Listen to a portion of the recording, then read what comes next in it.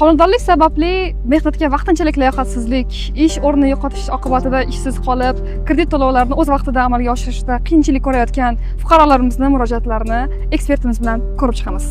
Homiladorlik sababli vaqtinchalik mehnatga layoqatsiz holatga tushganman. Shu sabab kredit to'lovlarini o'z vaqtida amalga oshirish qiyinlashmoqda.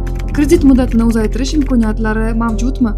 Assalomu alaykum. Va alaykum assalom. Ushbu fuqarolarning murojaatlariga siz qanday qaraysiz?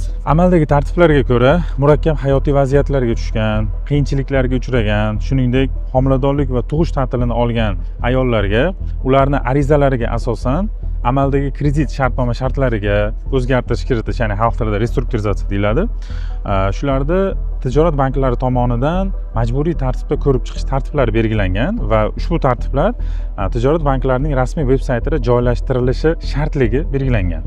Ish joyim faoliyati tugatilganligi sababli daromadsiz qoldim. Natijada kredit to'lovlarini o'z vaqtida amalga oshirishda qiyinchilik yuzaga kelmoqda. Bu holatda qanday yengilliklar berilishi mumkin? Ish joyi yopilishi sababli daromadsiz qolgan holatlarda, demak, ushbu holatlar kredit restrukturizatsiyasi uchun asos bo'la oladimi? Amaldagi tartiblarga ko'ra, ya'ni yuqorida keltirib o'tilgan nizom talablariga ko'ra, amaldagi kredit to'lovlariga to'lashga qiynalayotgan, moliyaviy qiyinchiliklarga uchragan fuqarolarni ham arizalarini ko'rib chiqish belgilangan. Lekin e'tibor qaratish bo'lgan joyi, amaldagi kredit shartnoma shartlariga o'zgartirish qo'shimchalar kiritish bilan bog'liq qarorlarni tijorat banklari alohida mustaqil belgilaydi. Agar bu qarordan fuqaro norozi bo'lsa, qoniqmasa javobidan buni sud tartibida o'zgartirish yoki qo'shimchalar kiritish orqali masalasini hal qilsa bo'ladi. Kredit restrukturizatsiyasi o'zi nimani anglatadi?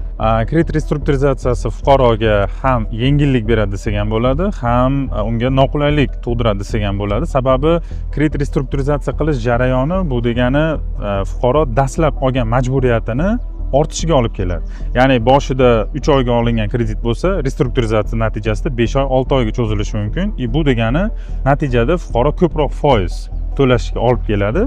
Vaqtinchalik mehnatga layoqatsiz yoki force majeure holatlarga tushgan holatda fuqaroga qaysidir ma'noda yengillik berish mumkin. Lekin vaziyatga kengroq yondashadigan bo'lsak, unga noqulaylik ham tug'dirish ehtimoli bor. Agar bank restrukturizatsiya qilishni rad etsa, fuqaro qanday huquqiy choralarni ko'rishi mumkin? Amaldagi tartiblarga ko'ra, ya'ni fuqarolik qonunchilik normalariga asosan shartnoma shartlari taraflar ixtiyoriga ko'ra o'zgartiriladi, qo'shimchalar kiritiladi. Agar muzokaralar mobaynida kelishuvga erishilmasa, bu masala sud tartibida hal qilinadi. Demak, muammoni sudgacha hal qilish bilan sud jarayoniga o'tgan holatlarning o'rtasida qanday farq bor? Amaldagi tartiblarga ko'ra, tijorat banklari tomonidan kredit shartnoma shartlariga rioya qilmayotgan qarzdorlarga talabnomalar yuboriladi. Talabnomalarga jismoniy shaxslar o'sha qarzdorlar tomonidan tegishli munosabat bildirilmagan holatlarda esa banklar orqali sudga murojaat qilinadi va sud orqali masala hal qilinadi. Bu o'z navbatida ortiqcha xarajat, ortiqcha ovoragarchiliklarga olib keladi. Qisqa qilib aytganda, sudgacha va sud tartibida hal qilish jarayonlari tubdan farq qiladi. Fuqarolarimizga amaldagi kredit shartnoma shartlarini kelib chiqadigan nizolarni albatta sudgacha hal qilishni maslahat bergan bo'lardim. Bir nechta kredit majburiyatlari sababli moliyaviy yuklamam oshib ketgan. Kredit to'lov muddatlarini uzaytirish tartibi qanday amalga oshiriladi? Bir nechta banklardan kredit olgan fuqaroning kredit yuklamasi oshib ketgan holatlar qanday baholanadi?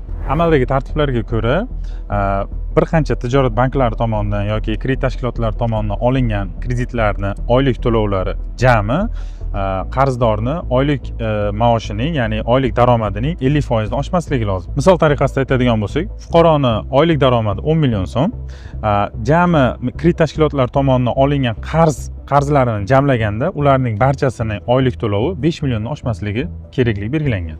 Javoblaringiz uchun katta rahmat. O'ylaymizki, fuqarolarimiz uchun juda ham foydali ma'lumotlar bo'ldi. Rahmat sizga ham.